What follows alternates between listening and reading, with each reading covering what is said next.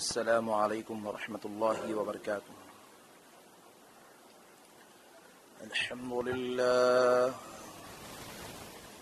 الحمد للہ رب العالمین،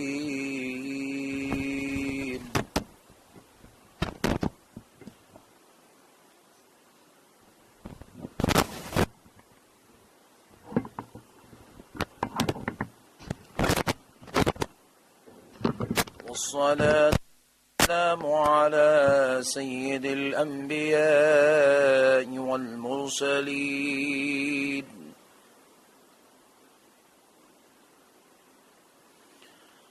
وعلى آله وأصحابه أجمعين الأكرمين.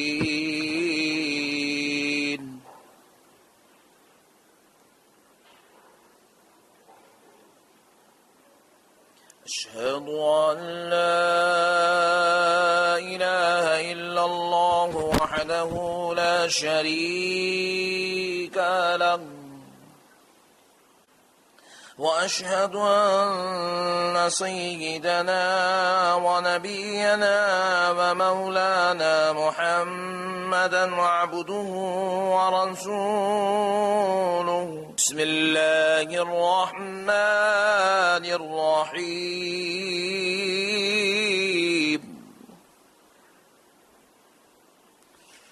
يا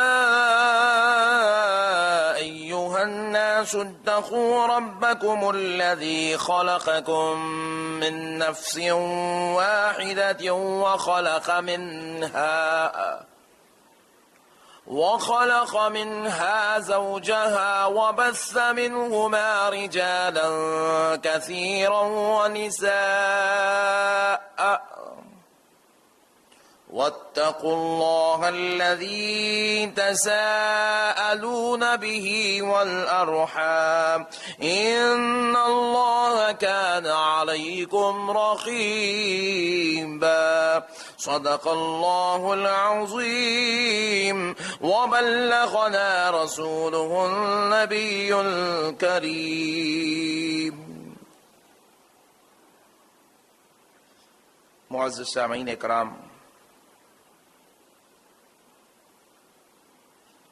یہ اللہ تبارک و تعالی کا نہایت ہی فضل اور کرم ہے، اور اس کے پیارے حبیب رحمت للعالمین صلی اللہ تعالی علیہ وآلہ وسلم کی لطف عنایت ہے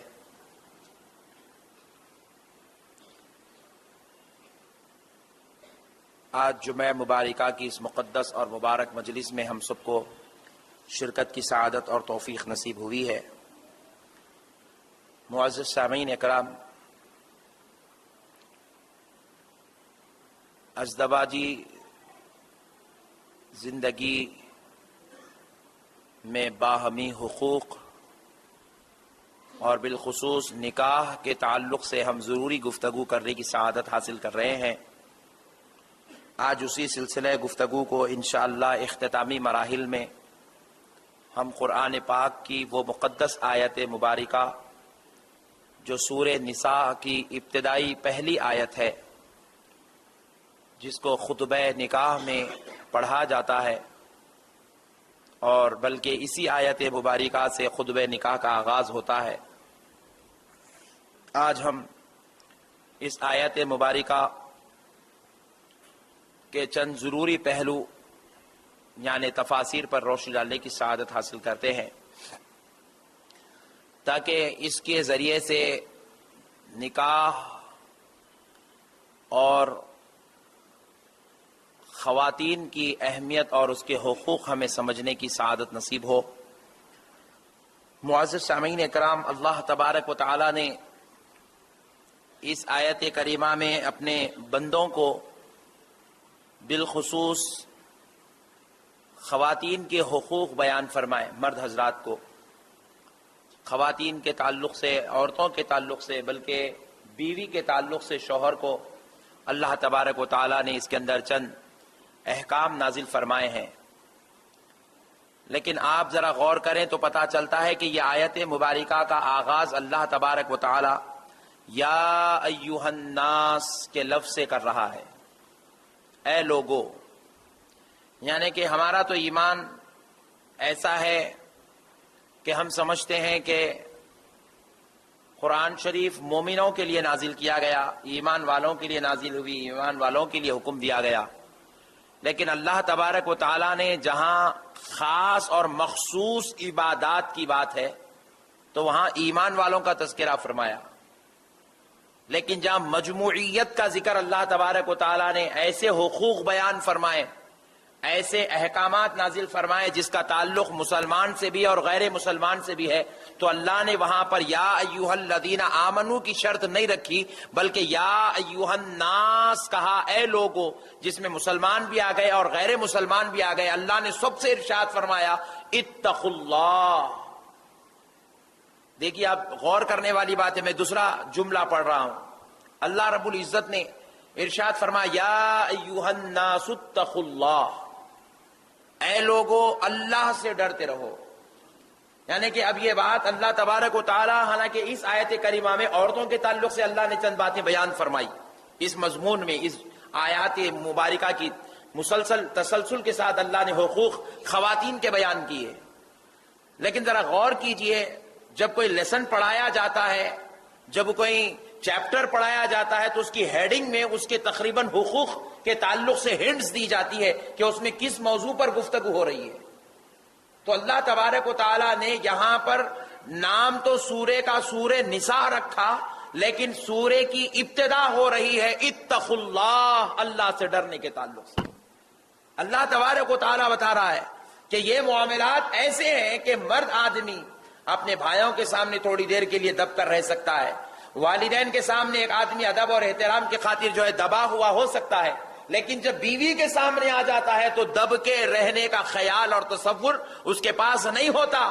جب وہ بیوی کے سامنے آتا ہے تو یوں محسوس کرتا ہے کہ میں اس کا مالک ہوں، یہ میرے اختیار میں ہے، میں جیسے چاہوں جس طریقے سے چاہوں اپنی بیوی کے ساتھ گفتگو کر سکتا ہوں، جیسے چاہوں زبان استعمال کر سکتا ہوں، جیسے چاہوں اپنے ہاتھ پیر استعمال کر سکتا ہوں، جس طریقے سے چاہوں میں اس کے ساتھ معاملہ داری کر سکتا ہوں۔ یہ ایک ذہن انسان کے پاس ہوتا ہے، تو اللہ نے فرمایا خبردار، تو دوسروں کے پاس جاتا ہے، ان کے بڑے ہونے یا رشتہ دار ہونے کا لحاظ رکھتا ہے، لیکن جب بیویوں کے پاس جاتے ہو تو تم یہ حقوق کا خیال نہیں رکھتے، تو پھر خبردار تم اس بات کا خیال رکھو کہ جب تم بیویوں کے پاس جاتے ہو تو تمہارا رب تم کو دیکھ رہا ہے، تمہارا خدا تمہیں دیکھ رہا ہے، تمہارا رب تمہیں دیکھ رہا ہے۔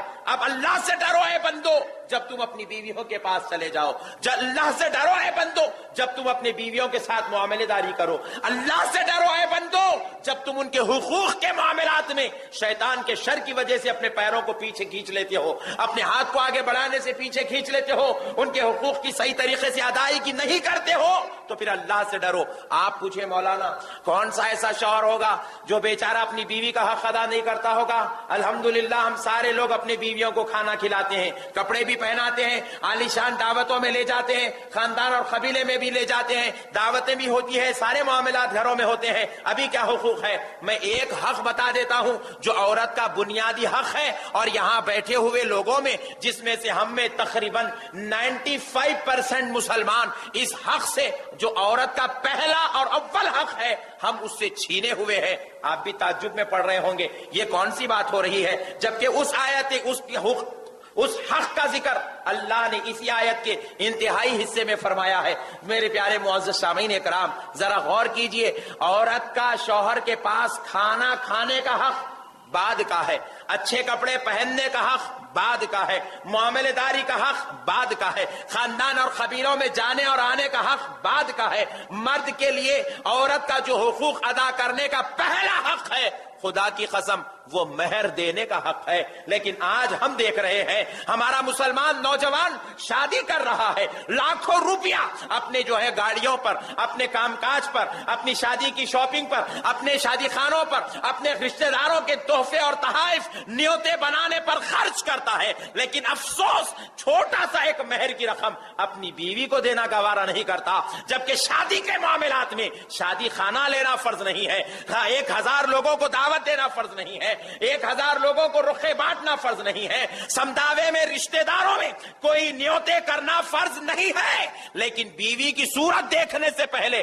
مہر ادا کر دینا فرض قرار دیا گیا ہے۔ لیکن افسوس کی بات ہے آج معاشرہ اتنا گندا ہو گیا کہ سارے گندے کام کرتا چلا جا رہا ہے، لیکن جو عورت کو حق دیا جا رہا ہے، جو اللہ نے اس کو حق مقرر کیا، رسول اللہ نے اس کو حق مقرر کیا، شریعت نے اس کو وہاں حق دیا، لیکن مسلمان آج اللہ رسول کے دیے ہوئے حق سے ہاتھ کھینچ رہا ہے۔ کسی کی شادی ہو گئی 40 سال ہو گئے، مہر ابھی تک ادا نہیں ہوا، کسی کی شادی ہوئی 20 سال ہو گئے، مہر ابھی تک ادا نہیں ہوا، کسی کی شادی ہوئی 10 سال ہو گئے، مہر ابھی تک ادا نہیں ہوا، جبکہ آپ کو معلوم ہونا چاہیے مہر جو دیا جا رہا ہے وہ مہر عورت کے ساتھ رات کی جو اطمینان نصیب ہو رہا ہے، رات میں جو صحبت ہو رہی ہے، رات میں جو شوہر اپنی بیوی کے قریب ہوتا ہے، بس مہر اسی لیے ادا کرنے کا حکم دیا گیا۔ مگر افسوس میرے بھائی، اس قربت کی وجہ سے کسی کے گھر 11 بچے پیدا ہو گئے، لیکن اب تک اس نے مہر ادا نہیں کیا، کسی کے گھر 5 بچے پیدا ہو گئے، اب تک مہر ادا نہیں ہوا۔ افسوس کی بات ہے انہی صحبتوں کی وجہ سے آج وہ نانا اور دادا بھی بن گئے، لیکن اب تک مہر ادا نہیں ہوا۔ ذرا کتنی افسوس کی بات ہے، جبکہ اسلام کہہ رہا ہے اتقوا اللہ، بندے اللہ سے ڈر، دیکھ پہلے تیری بیوی کا کیا حق ہے وہ پہلے ادا کر دے۔ ایک شادی میں 5 لاکھ روپیہ خرچ ہو رہا ہے، 10 لاکھ روپیہ خرچ ہو رہے ہیں، لیکن افسوس کی بات ہے 21,000 روپے مہر ادا نہیں ہوا، 11,000 روپے مہر ادا ابھی تک نہیں ہوا۔ خوش نصیب ہے وہ بزرگ حضرات جن کی شادیاں آج سے 25 سال 30 سال پہلے ہوئی، ان کا مہر تو 500 روپے تھا، 1000 روپے تھا، 1100 روپے تھا، وہ بھی ابھی تک ادا نہیں ہوا۔ کتنی تعجب کی بات ہے، کتنی افسوس کی بات ہے۔ اسی لیے اللہ کہہ رہا ہے بندو اللہ سے ڈرو، تم بیویوں کے معاملات میں بہت لاپرواہ ہو جاتے ہو، تم اپنی بیویوں کے حقوق ادا نہیں کرتے ہو۔ معزز سامعین اکرام، برا نہ مانے، لڑکی والے بھی آج اتنے گندے جو ہے حرکات کرتے چلے جاتے ہیں کہ لڑکے والوں کو پوچھتے ہیں آپ کو جہیز میں کیا چاہیے، اور بدلے میں یہ نہیں پوچھ لیتے آپ مہر کتنا ادا کریں گے، مہر کی بات ہی نہیں ہوتی۔ میں کئی مرتبہ خطبہ نکاح پڑھنے کے لیے بلایا گیا، دعوت دیا گیا، تو جب مجلس میں قاضی کے بازو بیٹھتا ہوں، قاضی صاحب پوچھتے ہیں مہر کتنا مقرر ہے، تب مشورہ ہوتا ہے مہر کے لیے۔ افسوس کی بات ہے لڑکی کا مہر لڑکی کا باپ یا لڑکی کا بھائی مقرر نہیں کر سکتا، لڑکی کا مہر لڑکی خود مقرر کرے گی، اور مہر عورت کے حسن و جمال پر، اس کی صحت اور خوبصورتی پر مقرر ہوتا ہے۔ عورت کا پہلا حق ہے شوہر کی زندگی میں وہ اپنے شوہر سے مہر حاصل کر لے، اور شوہر کا پہلا حق ہے اپنی بیوی کو ادا کرنے کا کہ وہ اپنی بیوی کو مہر ادا کر دے۔ لیکن افسوس کی بات ہے قاضی پوچھتے ہیں کیا 21,000 لکھ دوں، 11,000 لکھ دوں، 50,000 لکھ دوں؟ استغفر اللہ، قاضی پوچھتا ہے ہاں لکھ دو مصحف جو بھی ہے لکھ دو۔ اب آپ والد کو خود نہیں معلوم مہر کس کا لیا جا رہا ہے، کس کا دیا جا رہا ہے، مہر کہتے کس کو ہے؟ شوہر کی زندگی میں جانے کے بعد بیوی کا سب سے پہلا حق اس کا مہر ہے، اور یہ مہر کوئی باپ یا بھائی نہیں، بیوی خود مقرر کرے گی، دلہن خود مقرر کرتی ہے کہ مجھے اتنی رقم چاہیے، مجھے اتنی رقم چاہیے، مجھے اتنی رقم چاہیے۔ مگر معزز سامعین اکرام، لیکن افسوس کی بات ہے شرم آنی چاہیے ان لوگوں کو جو دلہن والوں سے گاڑی بھی لے لیتے ہیں، جوڑے کی رقم بھی لے لیتے ہیں، ہاں دوسرا فنڈ بھی لے لیتے ہیں، دوسرا مال بھی لے لیتے ہیں، وہ بھی لے لیتے ہیں، یہ بھی لے لیتے ہیں، الیکٹرانک آئٹمز لے لیے، سارے روزمرہ کی زندگی کے جتنے آئٹمز سے لے لیے۔ ارے حد تو یہ ہے، بعض تو گندے اتنے جاہل ہیں کہ سسرال والوں سے پیسے لے کے کاروبار لگاتے ہیں، سسرال والوں سے پیسے لے کے جو ہے کار خریدتے ہیں، اس کار کی ڈرائیونگ کر کے زندگی گزار رہے ہیں، آٹو خریدتے ہیں، آٹو چلاتے ہیں، پوچھا کہاں سے آنے آٹو، سسر نے دلایا ہے۔ اتنا بدترین ماحول آ گیا، جن کے گھر سے تم لاکھوں روپیہ لے لو ان کی بیٹی کا پہلا حق تم مہر ادا نہیں کر سکتے، تو پھر بتاؤ اللہ کے پاس کیا جواب دو گے؟ کیا اللہ تعالیٰ چھوڑ دے گا؟ کیا اللہ تبارک و تعالیٰ چھوڑ دے گا؟ کیا اللہ اس کا حساب نہیں لے گا؟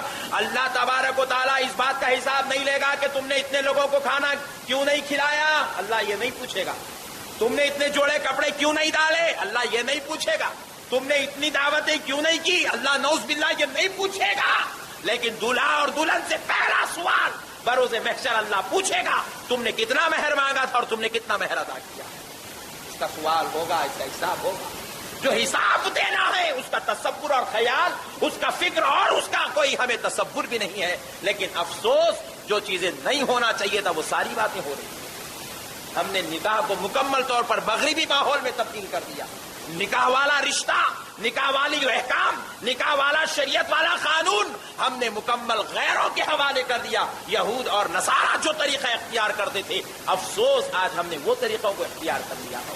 اسی لیے اللہ رب العزت آگے ارشاد فرماتا ہے خلقکم من نفس واحدہ، پروردگار عالم فرماتا ہے جس نے پیدا فرمایا ہے تمہیں ایک جان سے، یعنی کہ اے لوگو ڈرو اس پروردگار سے جس نے تم کو ایک جان یعنی حضرت آدم علیہ السلام کے ذریعے سے پیدا کیا۔ تم ساری اولاد آدم ہو۔ یہاں پر ایک اور جامع بات بتاتا ہوں، اولاد آدم ہم بھی ہے مسلمان، اولاد آدم غیر مسلمان بھی ہے، اولاد آدم یہود بھی ہے، اولاد آدم عیسائی بھی ہے۔ جتنے انسان دنیا میں نظر آتے ہیں زمین پر یہ سارے اولاد آدم ہیں، لیکن ذرا غور کریے جب حقوق کی بات آ رہی ہے، عورت کو کھانا کھلانے کی بات آ رہی ہے، عورت کو مہر دینے کی بات آ رہی ہے، عورت کے ساتھ حسن سلوک کی بات آ رہی ہے، اللہ صرف مسلمان سے نہیں ساری انسانیت سے مخاطب ہو رہا ہے۔ کیوں؟ کسی بھی عورت پر، مسلمان ہی نہیں غیر مسلم پہ بھی اگر کوئی ظلم ہوتا ہے، عورت پر یہ ظلم اللہ کو برداشت نہیں ہے،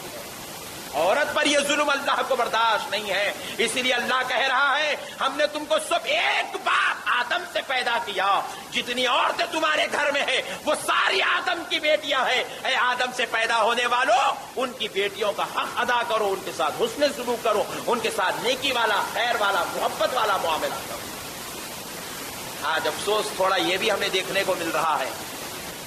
آگے دیکھیے اللہ رب العزت نے کیا ارشاد فرمایا، اس کے بعد اس بات کی طرف آتے ہیں وَخَلَقَ مِنْهَا زَوْجَهَا وَبَثَّ مِنْهُمَا رِجَالًا كَثِيرًا وَنِسَاءً، اور پیدا فرمایا اسی جوڑے سے ہم نے کثیر تعداد میں مردوں کو اور کثیر تعداد میں عورتوں کو، اور پھر ان میں سے ہم نے کسی کو کسی کا جوڑا بنا دیا۔ ہم نے کسی کو کسی کا جوڑا بنا دیا، ہم نے کثیر مرد ان سے پیدا کیے، کثیر عورتیں ہم نے حضرت آدم علیہ السلام کے ذریعے سے ہم نے دنیا میں پیدا کیا، پھر ان میں سے کسی کو کسی کا جوڑا بنا دیا تاکہ پھر ان کے ذریعے سے یہ نسلیں پھیلتی رہے، یہ اولاد کا سلسلہ چلتا رہے، یہ بندگان خدا پیدا ہوتے رہے۔ پیارے بزرگ اور دوستو، پھر اللہ تعالیٰ اب آگے دیکھیے، وہ بھی آیت ختم نہیں ہوئی، آیت کی تسلسل ہے۔ اللہ آگے ارشاد فرما رہا ہے وَاتَّقُوا اللَّهَ الَّذِي تَسَاءَلُونَ بِهِ وَالْأَرْحَامَ، پھر آیا وَاتَّقُوا اللَّهَ۔ آپ نماز والی آیاتیں پڑھ لیجئے، وَاتَّقُوا اللَّهَ وَاتَّقُوا اللَّهَ نہیں آیا بار بار، روزے والی، زکات والی، حج والی آیات پڑھ لیجئے، جو مضمون مسلسل ملتا ہے پڑھ لیجئے۔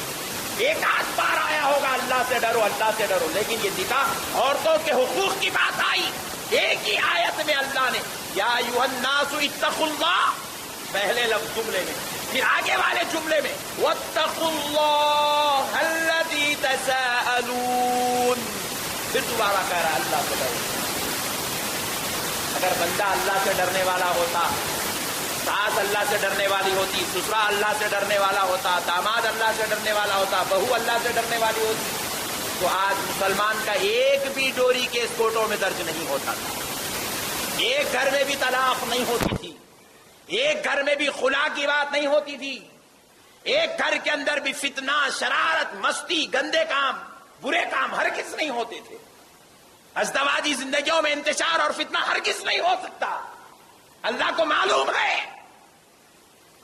پروردگار عالم جانتا ہے کہ بیوی اور شوہر کے درمیان جتنے اختلافات، جتنے فتنے، جتنے انتشارات شیطان لے کر آئے گا، اور یہ گندگی، نادانی، جہالت، دین سے دوری کی وجہ سے ایک شوہر اور بیوی یہ رشتوں کے درمیان شیطان کی شرارت کو جتنی قبول کر لیں گے، اسی لیے اللہ تبارک و تعالیٰ نے ان کو متنبہ کرنے کے لیے، آگاہ کرنے کے لیے بار بار قرآن شریف میں فرما رہا ہے اللہ سے ڈرتے رہو، اللہ سے ڈرتے رہو۔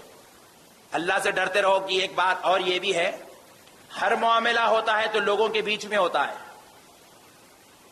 ماں باپ کے ساتھ آپ کی کیا معاملے داری ہے، بھائیوں کو بھی معلوم، بہنوں کو بھی معلوم. بچوں کے ساتھ ہمارا کیا معاملہ ہے، ہمارے پورے خاندان کو معلوم، ہمارے رشتہ داروں کو معلوم. دوستوں کے ساتھ کیا معاملے داری ہوتی ہے، سارے دوستوں کو معلوم ہوتی ہے. چچاؤں، خالہ، پھوپھو، ماموں کے ساتھ ہمارا کیسا تعلق ہے، سارے خاندان کو معلوم.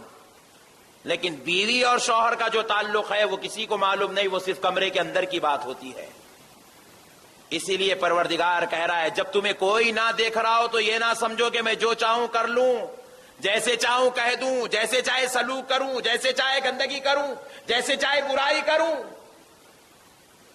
یہ تصور اور خیال مت کرو، بلکہ تم جب تنہائی میں آؤ تو یہ نہ سمجھو کہ تمہیں کوئی نہیں دیکھ رہا ہے، بلکہ یہ سمجھتے رہو کہ تمہارا رب تم کو دیکھ رہا ہے، تمہارا اللہ تمہارا نگران ہے. اسی لیے آگے والی آیت کے ٹکڑے میں اللہ نے کیا کہا، ان اللہ کان علیکم رقیبا، بے شک تمہاری اس معاملے داری میں تمہارا پروردگار ہی تمہارا نگران ہے.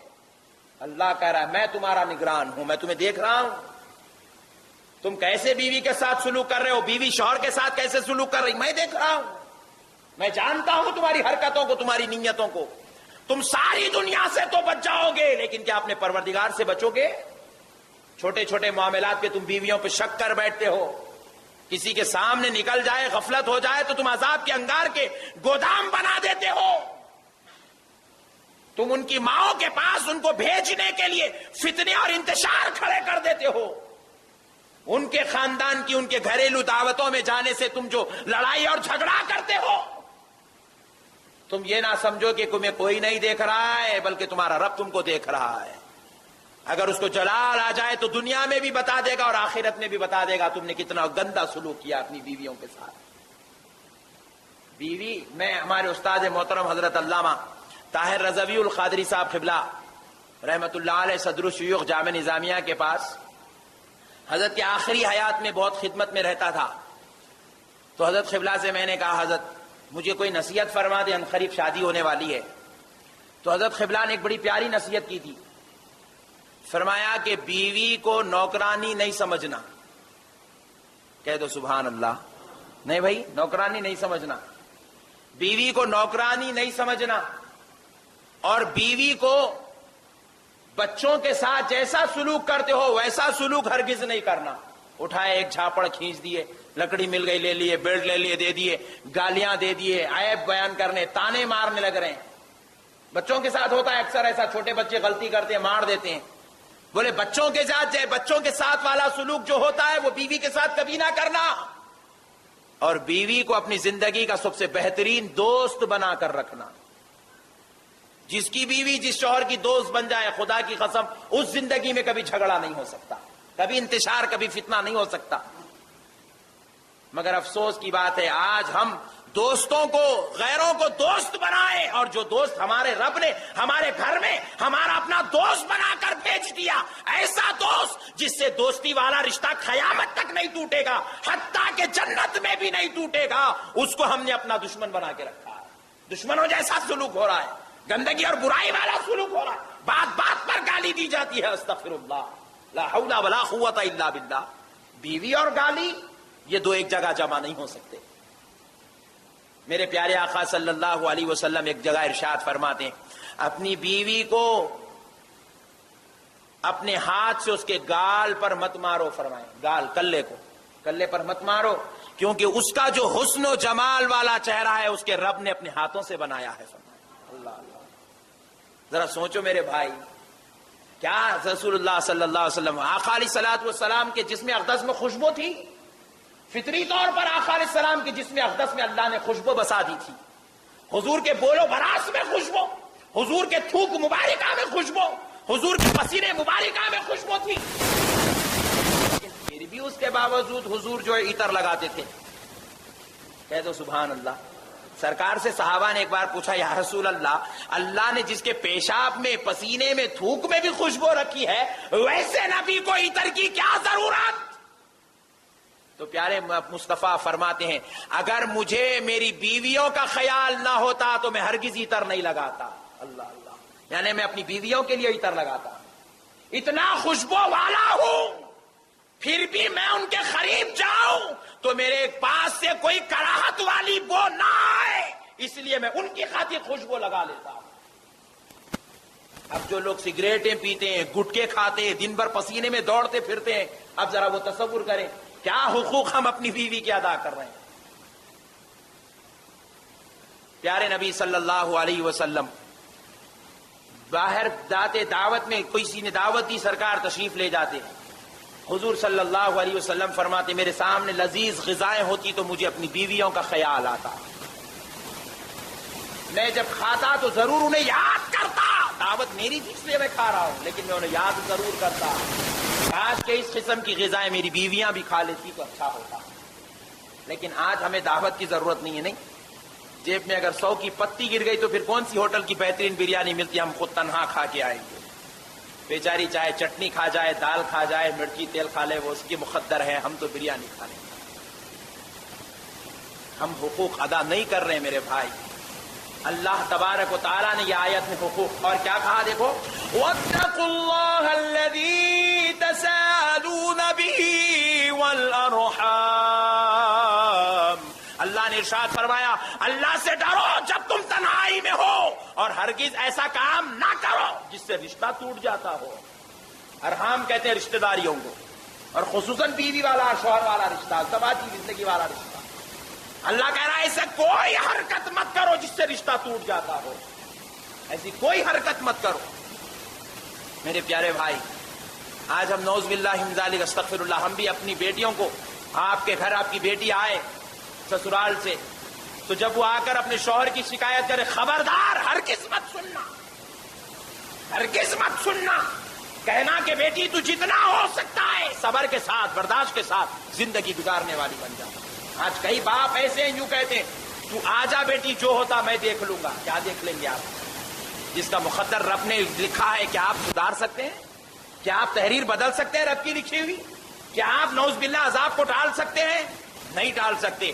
اسی لیے یہ گندی تربیت کرنے کے بجائے اگر یوں کہہ دے بیٹی وہ تیرا سسرال وہی تیرا گھر ہے، اور جو تیرے ساتھ ہو رہا وہ تیرا مقدر ہے، برداشت اور صبر کر، ہو سکتا ہے صبر کے بدلے اللہ کی رحمت آ جائے، اللہ دیکھے میری خاطر میری بندی صبر کر رہی ہے، اس کی تقدیر کے یہ الفاظ کو مٹا دیا جائے، رحمت اور نوازشات، انعام و انعامات کو تحریر کر دیا جائے، کوئی تعجب کی بات نہیں ہو سکتا۔ اس لیے میرے بھائیوں، معاملے داریوں کو درست کرنا ہی سب سے بڑی انسانیت، اس لیے اللہ کہہ رہا ہے رقیبا، میں نگرانی کر رہا ہوں تمہاری، میں نگران ہوں اس معاملات میں۔ معزز سامعین اکرام، ایک بات بتا دیتا ہوں، حقوق ہے عورت کا، چاہے وہ ہماری بیٹی ہو، بہن ہو، جو بھی ہو، اگر کسی کے گھر گئی ہو یا پھر کسی کی بیٹی اور بہن ہمارے گھر بیوی بن کر، بھاوج بن کر آ گئی ہو، بہو بن کر آ گئی ہو، تو حق ہے وہ عورت کا، جو شریعت کے دائرے میں آپ کو سنا رہا ہوں، عمل کرے یا نہ کرے، اللہ ہم کو عمل کی توفیق دے دے، بس ہے، آپ کی مرضی میری مرضی ہے، لیکن اللہ عمل کی توفیق تو سب کو دے۔ اور خصوصاً جتنے سسر یہاں بیٹھے ذرا غور سے سماعت کر لیں، ہر مہینے میں 8 دن بہو اگر اپنے میکے جانا چاہتی ہے تو یہ شریعت کا دیا ہوا حق ہے، وہ استعمال کر سکتی ہے۔ امام اعظم ابو حنیفہ رحمۃ اللہ علیہ نے لکھا ہر مہینے میں 4 دن سے 8 دن بیٹی اپنے میکے واپس آ سکتی ہے، ماں باپ کے گھر رہ سکتی ہے، یہ اس کا شرعی حق ہے، لکھے امام اعظم۔ ہاں، بس 6 مہینے میں ایک وقت گئی تو 2 دن نہ آ جاؤ، نہیں آئے تو بھائی سمجھو سسرال کی خرابی۔ بیٹی کا حق ہے، وہ میکے آ سکتی ہے ہر مہینے میں 8 دن سے 4 دن، یہ اس کا حق ہے، کم سے کم 4 دن، زیادہ سے زیادہ 8 دن وہ اپنے میکے آ سکتی ہے، یہ اللہ اور اس کے رسول کا، امام اعظم ابو حنیفہ رحمۃ اللہ علیہ کے فتوے کے مطابق فیصلہ ہے۔ مگر پیارے بھائی، آج افسوس ہم ان حقوق کو نہیں جاننے کی وجہ سے ہمارے ماحول میں انتشار اور بگاڑ پیدا ہو رہا ہے۔ اور امام اعظم ابو حنیفہ رحمۃ اللہ علیہ سے پوچھا گیا، بیوی کے گھر والے، بیٹی کے گھر والے بیٹی سے بات کرنا چاہتے ہیں خاصیت کے ذریعے یا خط کے ذریعے، یا آج کے زمانے کے اعتبار سے لے لیں فون کے ذریعے، اس زمانے تو فون نہیں تھا، میں آج کے زمانے بات سمجھانے کے لیے عرض کر رہا ہوں. تو کیا اس کو حق ہے؟ تو بولے جس کا دودھ پی کر وہ بڑی ہوئی، جس باپ کے ذریعے پیدا ہوئی، اس سے بات کرنے کے لیے بھی کوئی حق ہو سکتا ہے؟ اللہ اللہ، ایک فون آ جائے کیا بات ہے؟ آپ کے امی بہت فون کر رہے ہیں، بہت بات کر رہے ہیں، آپ کے بابا کو کام نہیں ہے، صبح شام ایک آدھ فون کرتے ہی رہتے ہیں. نعوذ باللہ، یہ سسرال والوں کی بولی ہے. یہ بول لو اور ایسے 40 بولیاں بول لو، لیکن ایک دن یاد رکھو جب کفن پنا کی خبر میں لٹھا دیا جائے گا، اللہ پوچھے گا تو بہو پر یہ ظلم کیا کرتی تھی، تو کیا جواب دو گے؟ اللہ پوچھے گا سسر ہونے کے ناطے تو اپنی بہو پر یہ ظلم کیوں کرتا تھا، تو کیا جواب دو گے؟ جب نہ وہاں بیٹا آئے گا، نہ بہو آئے گی، نہ داماد آئیں گے، نہ پوترے آئیں گے، نہ نواسے، اللہ ہوگا اور اللہ کا مجبور بندہ لیٹا ہوا ہوگا تیری خبر میں. اس وقت اللہ حساب پوچھے گا. اسی لیے اللہ کہہ رہا ہے ان اللہ کان علیکم رقیبا. معاملے داری کرتے وقت اپنے آپ کو تنہا مت سمجھو، جو چاہے جیسے چاہے فیصلے مت سناؤ. تمہارا رب تم کو دیکھ رہا ہے، تمہارے معاملات کی نگرانی کر رہا ہے. اللہ سے ڈرو. معزز سامعین اکرام، بعض مرتبہ فہرستیں بنا دی جاتی ہے، لسٹ بنا دی جاتی ہے کہ ہم اتنا دیں گے، اتنا دیں گے، اتنا دیں گے، لیکن کسی وجہ سے اس کے اندر کچھ کمی ہو جائے، جب تک وہ کمی پوری نہیں ہوتی. میں نے آج بھی لوگوں کو میں اپنی آنکھوں سے دیکھا، اپنے ذاتی تجربے پیش کر رہا ہوں، جن کی ماشاء اللہ شادیاں ہوئی، اولاد ہوئی، اولاد کی بھی شادیاں ہو گئی، وہ دادا بن گئے. آج بھی کہتے ہیں آپ کے بابا سائیکل دیتے بولے تھے، سائیکل نہیں دیے. ارے بھائی کوئی معاملے میں اونچ نیچ ہو جائے، پہلے تو اونچ نیچ ہونی نہیں چاہیے. اگر کسی سے غفلت سہون ہو جا رہی ہے، کوئی شخص کچھ چیز دینے کا وعدہ کر رہا ہے اور کسی وجہ سے مجبور ہو کر نہیں دے سک رہا ہے، تو اس کو اتنے تانے، اتنے تانے، اتنے تانے. بیچاری دادی بن گئی مگر وہ سائیکل والا تانا بھی ختم نہیں ہوا. ذرا سوچو میرے بھائی، اللہ کو کتنا جلال آتا ہوگا، اللہ کو کتنی تکلیف ہوتی ہوں گی. اجی ہم بھی تو اللہ سے وعدہ کر کے ہم تیری بارگاہ میں سجدے کریں گے.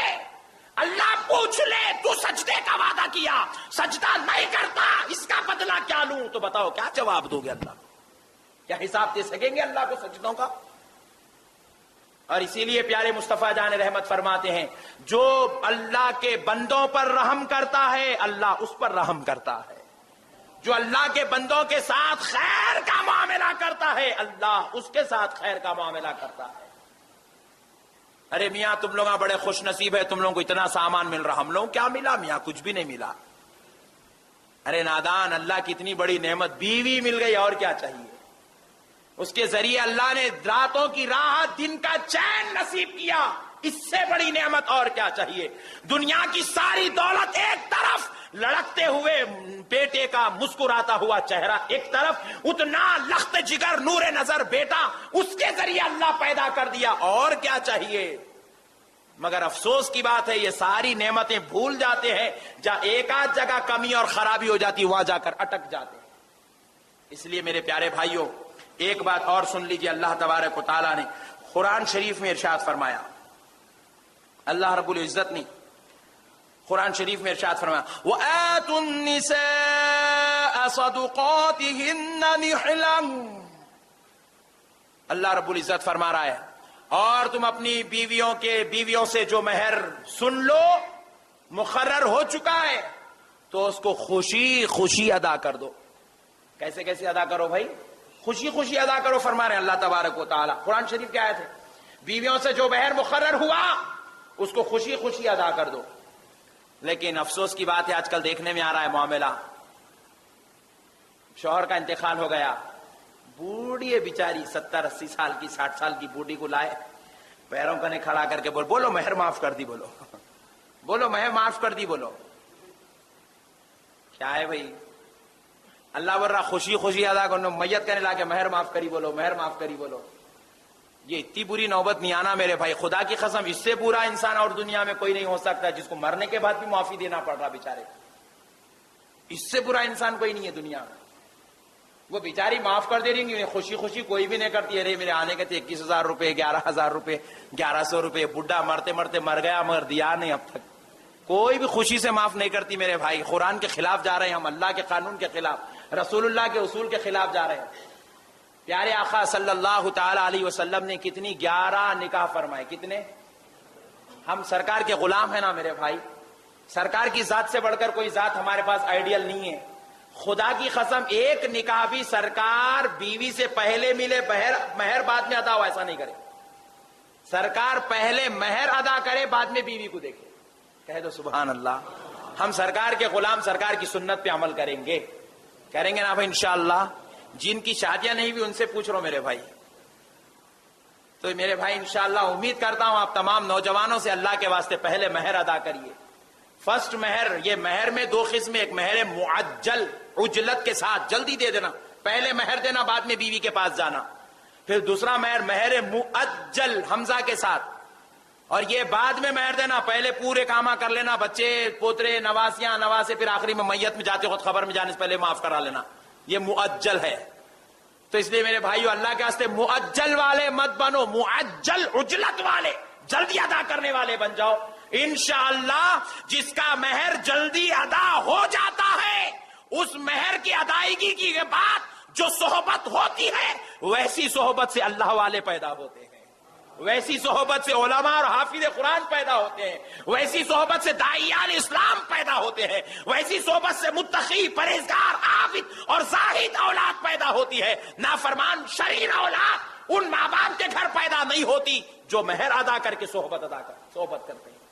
امید کرتا ہوں میرے پیارے نوجوان بھائیوں سے کہ انشاءاللہ اپنی بیویوں کے حقوق ادا کریں گے اور انشاءاللہ ہر معاملات میں ان کو خوش رکھنے کی کوشش کریں گے نا بھائی انشاءاللہ. ہوٹلوں میں بریانی ذرا کم کر دیں گے نا بھائی. ہوٹل کی کھانا ہے تو کھاؤ مگر پارسل لے جا کے گھر میں بیوی کے ساتھ بیٹھ کے کھاؤ. کوشش کریں گے انشاءاللہ. اللہ تعالیٰ سے دعا ہے پروردگار سرکار کے صدقے میں ہمارے نوجوان بھائیوں کو اپنی بیویوں کے حقوق ادا کرنے کی توفیق عطا ہوتے جا رہے.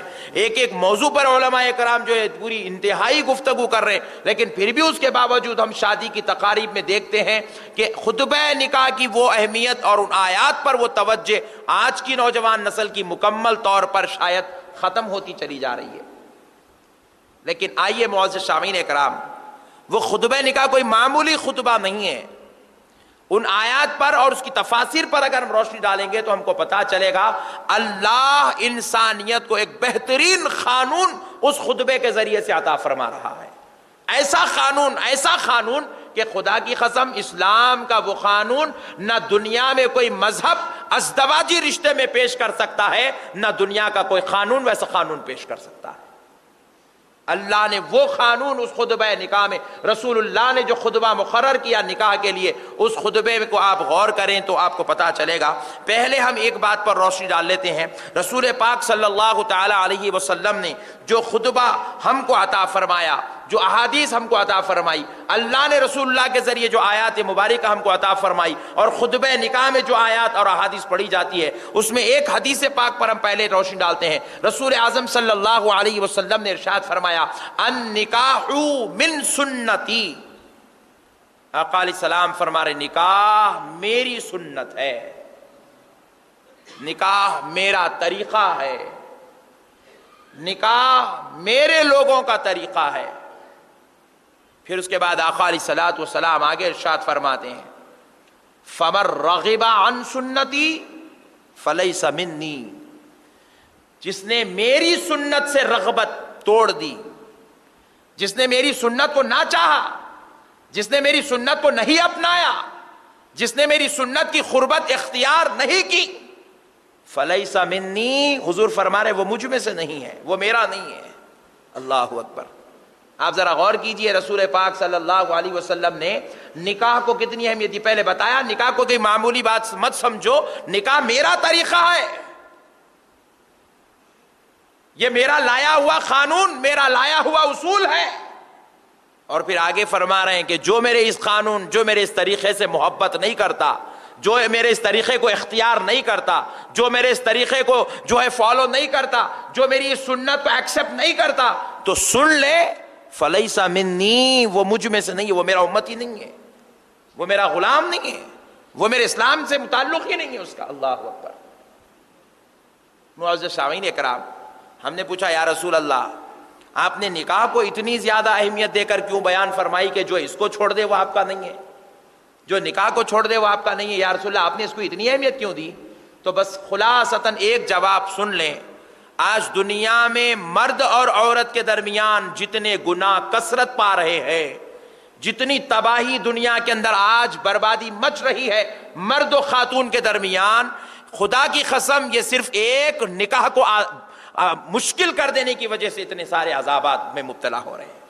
صرف ایک نکاح کو مبتلا، ایک نکاح کو جس نے مشکل کر دیا، نکاح والے ایک عمل کو جس مسلمان نے نعوذ باللہ گندگی یا جو ہے برائی کے لپیٹ میں ڈال دیا، اس کو ایک عذاب اور مصیبت بنا دیا، اس کو ایک مشکل مرحلہ بنا دیا، اس کی ایک گندگی کی وجہ سے آج سارا معاشرہ اس بربادی کا سامان میں لپیٹتا چلا جا رہا ہے. اب دیکھیے اگر کسی نوجوان کے دل میں خیال آ رہی ہے کہ خیال آ رہا ہے مجھے اتنا جہیز ملے گا تو میں شادی کروں گا، اتنی جوڑے کی رقم ملیں گی تو شادی کروں گا، ایسی قسم کی لڑکی ملیں گی تو شادی کروں گا، رسول اللہ فرما رہے بدبختے یہ جہیز کے لیے نکاح نہیں کیا جاتا، یہ شادی جوڑے کی رقم کے لیے نکاح نہیں کیا جاتا، یہ خوبصورتی کو پانے کے لیے نکاح نہیں کیا جاتا. ارے نادان، یہ نکاح تو میرا طریقہ ہے، تو اگر میرا غلام ثابت کرنا چاہتا ہے تو اب تیری توجہ میری سنت پر ہونی چاہیے، میرے طریقے پر ہونی چاہیے. تیری توجہ اب جہیز پر نہیں ہونی چاہیے، تیری توجہ اب خوبصورتی پر نہیں ہونی چاہیے، تیری توجہ دنیا کے مال پر نہیں ہونی چاہیے. اب تیری توجہ مجھ پر ہو، میں کسی سے نکاح کر لوں تاکہ مدینے والا مصطفیٰ مجھ سے خوش ہو جائے، میرے نبی کا طریقہ میرے اندر آ جائے. نبی پر نظر رکھنے کا حکم فرمایا گیا. ہم نکاح کے وقت انسان پر نظر رکھتے ہیں، خوبصورتی ہماری توجہ بنی ہوئی ہے، مال و دولت جوڑے کی رقم ہماری توجہ بنی ہے. اسی لیے مشکات شریف کی پہلی حدیث رسول پاک صلی اللہ علیہ وسلم نے ارشاد فرمایا، انسان جو کوئی عمل جس نیت سے کرتا ہے اس کو اس عمل کا وہی بدلہ دیا جاتا ہے. مثال کے طور پر رسول اللہ ارشاد فرماتے ہیں، کسی نے جہاد کیا، نیت یہ تھی کہ میں غازی کہلاؤں، رسول اللہ فرماتے ہیں جہاد کیا، جسم کے اوپر زخم آئے، جسم زخمی ہو گیا، حتیٰ کہ وہ شہید بھی ہو گیا، بروز محشر اللہ رب العزت اس کو اٹھائے گا. جہاد سے بڑا بھی کوئی عمل ہے دنیا میں؟ آپ بتائیں بھائی.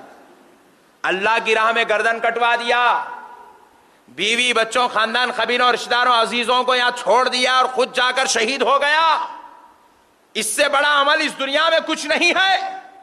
رسول اللہ فرما رہے ہیں کہ بروز محشر اللہ اس شہید کو اس کی قبر سے اٹھائے گا، خون اس کا جسم پر لگا ہوا ہوگا، وہی شہید جسم کپڑوں میں ہوا وہی کپڑوں سے اٹھایا جائے گا. اللہ رب العزت سے عرض کرے گا، اے اللہ پوچھے گا اس سے، بتا تو میرے دربار میں کس حال میں آیا؟ وہ عرض کرے گا، اے اللہ میں شہید ہو کر آیا. رسول اللہ صلی اللہ علیہ وسلم فرماتے ہیں وہ عرض کرے گا، اے اللہ میں تیرے دربار میں تیری شہید ہو کر آیا، تیری راہ میں لڑ کے اسلام کی دفاع کے لیے لڑتا ہوا آیا.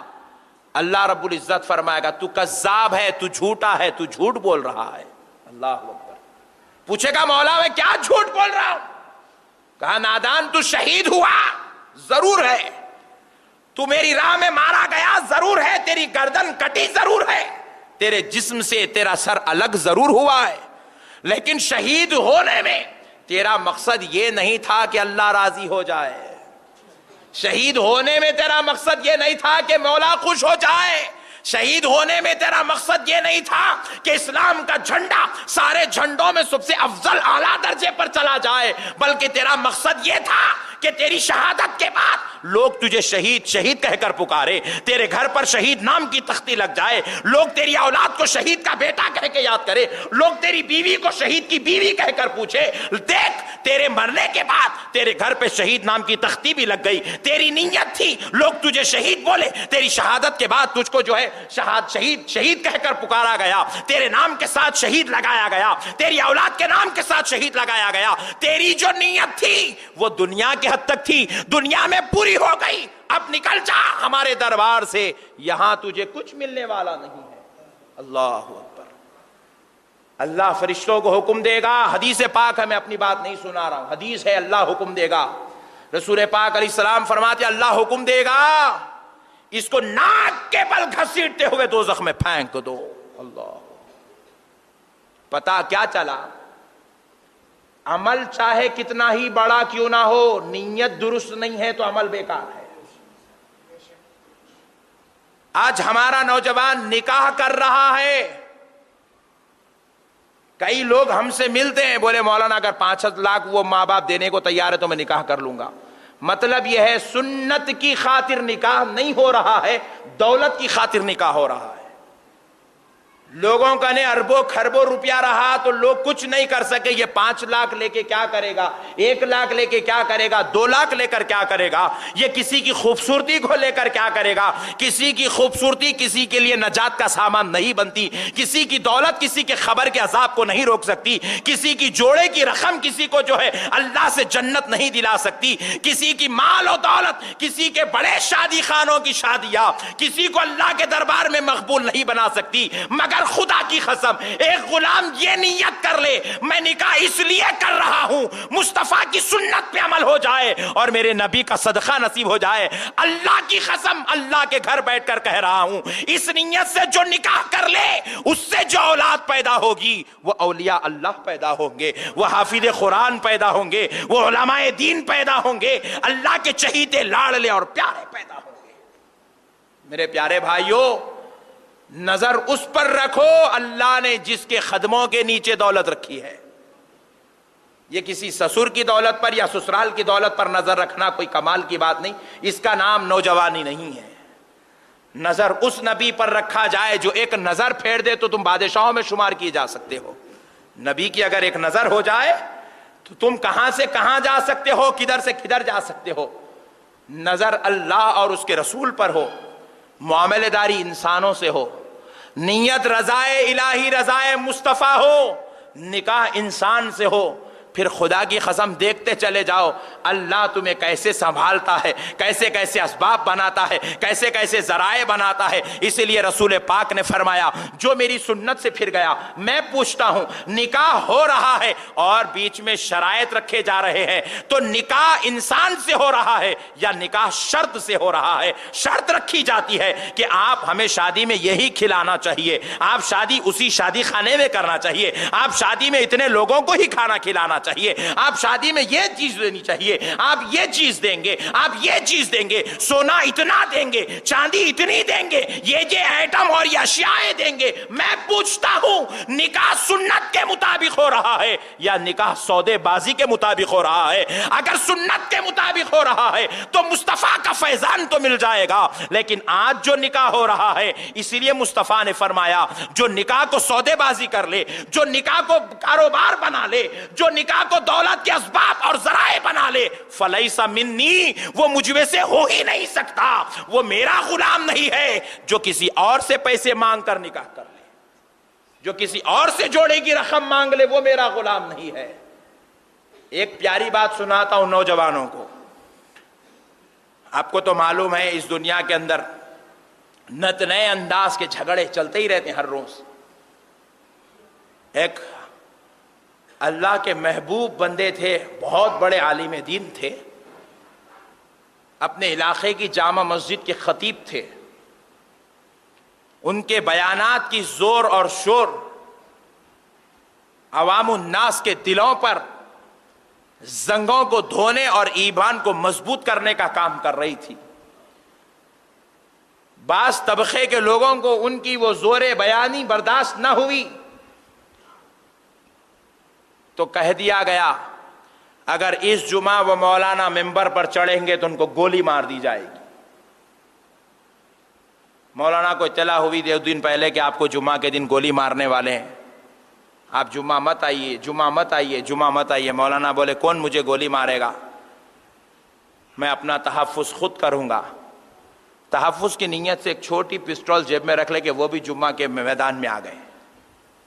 اب ان کے شاخ دیکھے کہ اب ہمارے حضرت کے ساتھ کوئی بدترین سلوک ہونے والا ہے، بڑی سیکیورٹی اور باڈی گارڈز پورے جو ہے مضبوطی کے ساتھ کھڑے۔ مولانا جمعہ پڑھائے، کوئی بھی نہیں مارا، خالی ڈرا کے چھوڑ دیا، چلا گیا، قصہ ختم، جمعہ ہو گیا، رات میں سو گئے۔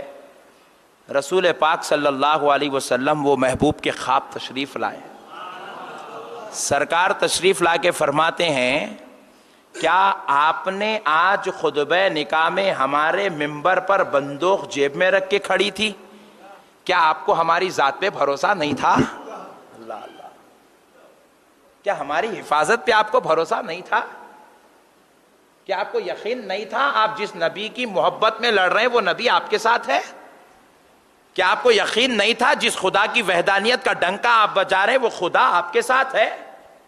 جب اللہ اور اس کا رسول آپ کے ساتھ تھا تو آپ کو غیروں کی مدد لینے کی کیا ضرورت تھی؟ اللہ اللہ، بلا تشبیہ اور بلا تمثیل اے نوجوانوں، تھوڑی دیر کے لیے سوچو، تم کسی سے 2 لاکھ 4 لاکھ 6 لاکھ 10 لاکھ بھی لو لوگے تو کیا کر سکو گے؟ اجی 10 لاکھ بھی لوگے تو تمہیں وہی 3 ٹائم کھانا ہے، 1 کروڑ بھی لوگے تو وہی 3 ٹائم کھانا ہے، اور اگر نہیں لوگے مصطفیٰ پر اگر عقیدہ اور بھروسہ رکھ کے دیکھو، خدا کی قسم تم جہاں کاروبار کے لیے قدم رکھو گے اللہ وہاں سے برکت عطا فرمائے گا۔ غیر کے مال پہ بھروسہ رکھنا کمال نہیں ہے میرے بھائی، جس کے صدقے میں آپ پیدا ہوئے، جوان ہوئے، شادی کے لائق ہوئے، اس خدا اور اس نبی کے ذات پر، ان کے وسیلے پر بھروسہ رکھنا کمال کی بات ہے۔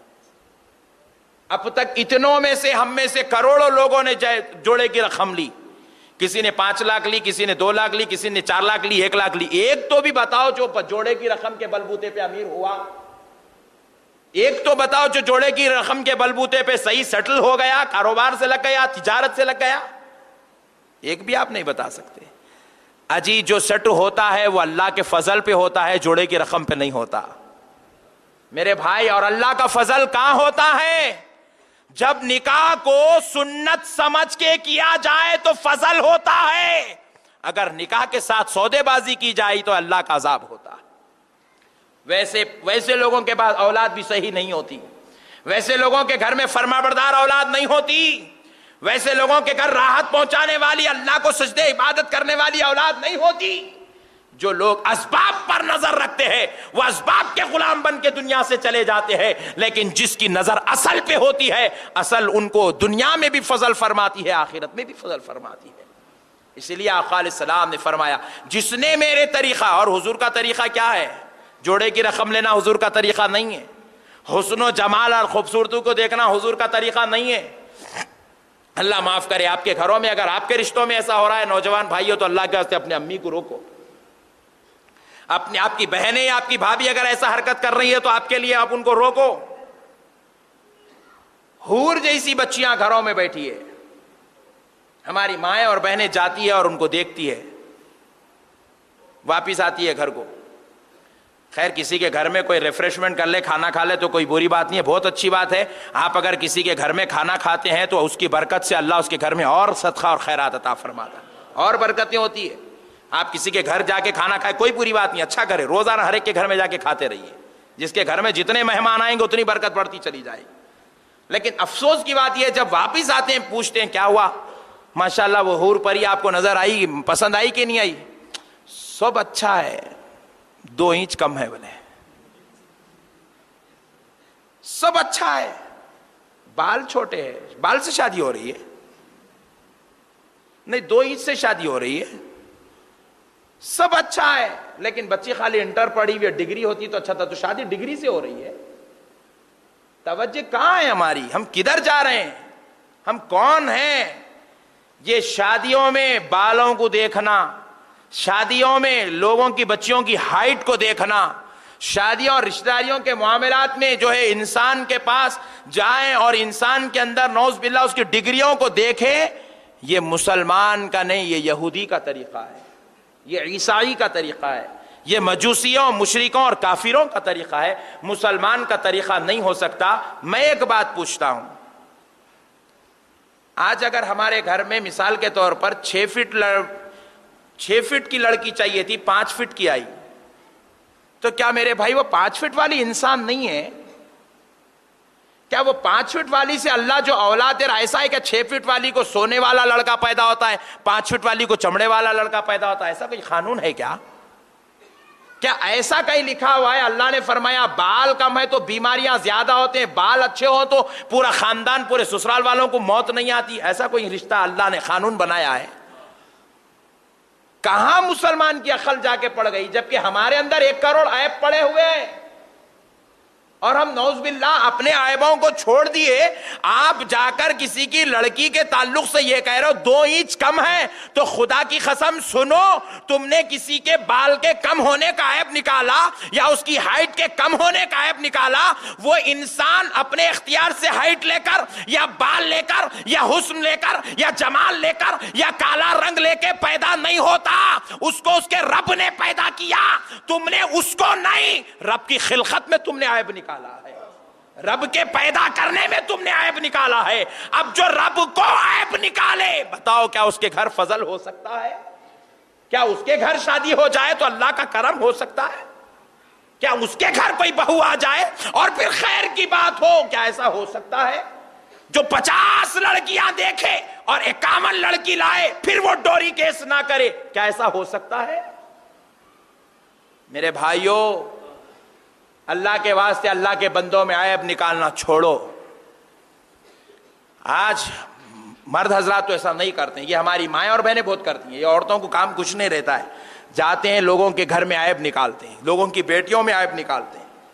میرے پیارے بھائی، آج ذرا ہمیں اللہ اور اس کے رسول کی طرف، دین کی طرف رغبت کرنے کی شدید ضرورت ہے، اسلام کو سمجھنے کی ضرورت ہے۔ آؤ میں ایک پیاری سی بات آپ کو سناتا ہوں۔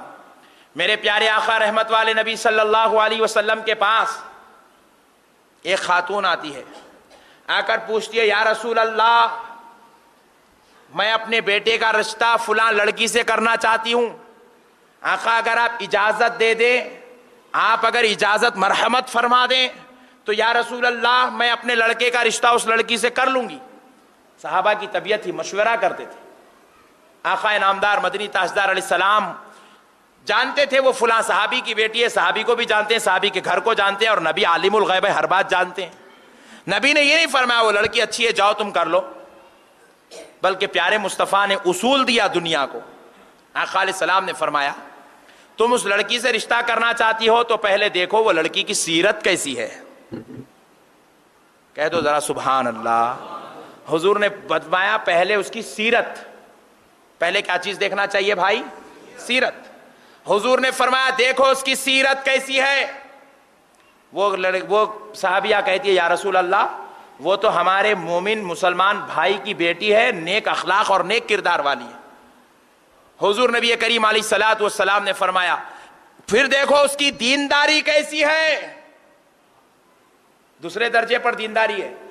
آج ہم ڈگریاں کرے ہوئے بڑے بڑے گھروں کی بیٹیوں کو لا رہے ہیں، جمعہ کی نماز پڑھنے کا طریقہ نہیں معلوم۔ دینداری کا یہ عالم ہے، رمضان کے دن نماز پڑھنا نہیں پڑھنا ہماری بیٹیوں کو نہیں معلوم، طہارت کے مسائل سے ہماری بیٹیاں واقف نہیں ہیں، لیکن ہم وہ بیٹیوں کو پسند کر رہے ہیں۔ کیوں؟ دولت مند باپ کی بیٹی ہے، 2 لاکھ روپے دے دے گا، بڑی عالی شان کالج کی ڈگریاں رکھی ہوئی ہم پسند کر لیے۔ رسول اللہ نے بتایا بچی کو دیکھنا ہو تو پہلے سیرت دیکھو، پھر فرمایا جب سیرت اس کی اچھی ہو، اخلاق اچھے ہو، کردار اچھے ہو، چال چلن اچھی ہو، نیکی کی طرف قدم اٹھانے والی لڑکی ہو تو پھر دیکھو اس کی دینداری کیسی ہے، اللہ سے تعلق جڑا ہے کہ نہیں ہے، سجدوں میں اس کو مزہ آتا ہے کہ نہیں ہے، سبحان ربی الاعلیٰ اس کی زبان پر ہے کہ نہیں ہے، قرآن کی تلاوت اس کی زندگی میں بسی ہے کہ نہیں ہے۔ کیوں؟ اگر ماں خود اللہ سے جڑی ہوئی نہیں ہو تو اب اولاد اللہ سے کہاں جڑی ہوئی پیدا ہو سکتی ہے؟ آپ اگر دین سے جڑے ہوئے ہیں تو خدا کی قسم یہ آپ کی ماں کی وجہ سے ہے، یہ آپ کی والدہ کی وجہ سے، آپ کے والد کی وجہ سے۔ جیسے والدہ اور والد ہوں گے اولاد میں اس کے اثرات پائے جاتے ہیں۔ میرے پیارے بزرگ اور دوستو، پھر رسول اللہ نے فرمایا دیکھو دینداری ہے کہ نہیں ہے۔ جب دیکھ لیا دینداری ہے تو پھر آقا علیہ الصلوۃ والسلام نے فرمایا دیکھو وہ حسن والی ہے کہ نہیں ہے۔ حسن سے مراد گوری نہیں ہے، ہم لوگ گوری کو حسن سمجھتے ہیں۔ میں ایک سوال کرتا ہوں، ایک لڑکی تو بہت زیادہ گوری ہے، انتہائی گوری ہے، ایسی گوری آپ ہاتھ لگا دے تو بیچاری میل نظر آ جائے، مگر بیچاری کو جب تک آپ گلوکوز نہیں چڑھائے انہیں اٹھ کے کام نہیں کر سکتی، بولو حسن والی ہوئی؟ اتنی گوری ہے بیچاری کہ وہ ڈاکٹر کے پاس لے گئے تو ڈاکٹر بولا یہ ماں نہیں بن سکتی، بولو یہ حسن والی ہے؟ جو ماں نہیں بن سکتی، جو بیچاری بغیر گلوکوز کے بغیر گولی کھائے کے کام نہیں کر سکتی، یہ حسن کہاں ہوا؟ رسول اللہ سے پوچھا گیا یا رسول اللہ حسن سے مراد کیا ہے؟ کیا خوبصورت ہو، گوری ہو، نور والی ہو؟ تو مصطفیٰ جان رحمت فرماتے نہیں، میری امت میں اضافہ کرنے والی ہو، جس کے اندر ماں بننے کا مادہ ہو، جس کے اندر اولاد زیادہ پیدا کرنے کی صلاحیت ہو، وہ حسن والی ہے، وہ صحت اس کے اندر ہو، وہ حسن والی ہے، جس میں اچھی صحت ہو وہ حسن والی ہے۔ میرے پیارے بزرگوں، تو حسن سے مراد خوبصورتی نہیں ہے، ورنہ خدا کی قسم اللہ کی ہر بندی حسین اور جمیل ہے، اللہ کی ہر بندی خوبصورت ہے، کوئی بد شکل نہیں ہے، ہر بندی خوبصورت ہے، مگر یا حسن سے مراد اچھی اولاد دینے والی، زیادہ سے زیادہ بچے اور بچیوں کی ماں بننے کی صلاحیت جس میں ہو، وہ حسن والی۔ جب پوچھا گیا کہ یا رسول اللہ الحمدللہ وہ صحت اور حسن والی بھی ہے، تو حضور پاک علیہ الصلوۃ والسلام آخر درجے میں فرماتے ہیں پھر دیکھو کہ وہ تمہاری خدمت کرنے والی ہے کہ نہیں ہے، تمہارے گھر کو سنبھالنے والی ہے کہ نہیں ہے، اس کے اندر یہ جذبہ ہے کہ نہیں ہے، کہیں ایسا تو نہیں آئی تمہارے بیٹے کو لے کے باہر چلے گئی، جب تک تم ویزا نہیں بھیجے میں باہر تمہارے امی کے گھر کو نہیں آتی ہوں، ایسا بولنے والی تو نہیں ہے۔ بولے اپنے ماں باپ کے گھر کو تمہارے گھر چھوڑ کر تمہارے گھر میں رہنے کی صلاحیت ہے کہ نہیں ہے، اس کے باپ نے اس کو ایسی تربیت کی کہ نہیں کی، اس کی ماں نے اس کو یہ تعلیم دی کہ نہیں دی، اس کے خاندان نے اس کو یہ سبق سکھایا کہ نہیں سکھایا کہ بیٹی کا اصل گھر اس کا سسرال ہوتا ہے، بیٹی کی اصل پرورش اس کے شوہر کے پاس اور اس کے ساس سسر کی نگرانی میں ہوتی ہے، اس کو یہ تعلیم دی گئی کہ نہیں دی گئی، اس کو یہ تربیت دی گئی کہ نہیں دی گئی، پوچھا جاتا ہے۔ حضور نے یہ 4 چیزیں شرط بتائی، پہلے سیرت دیکھو، چال اور چلن، کردار اور اخلاق، تہذیب اور تمدن، پھر دیکھو دینداری، نمازی، متقی، پرہیزگار، عابد اور زاہد ہے کہ نہیں ہے۔ جب تو کالج تھا نہ اسکول تھا، ڈگری تھی نہ انٹر تھا، ضروری امور خانہ داری جتنی چیزوں کی ضرورت ہوتی ہے اتنا پڑھی لکھی ہے کہ نہیں ہے۔ آج بھی یہاں جتنے بزرگاں پڑھے ہیں پوچھیں ان میں سے کس کی بیوی انٹر کری ہوئی ہے؟ 7th کلاس تک 5th کلاس تک اگر کسی کی بیوی پڑھ لیتی تو بڑے کمال کی بات تھی۔ یہ آج کل کے نوجوان بچے ہیں جن کی بیویاں الحمدللہ انٹر پڑھی ہوئی ہیں، ڈگریاں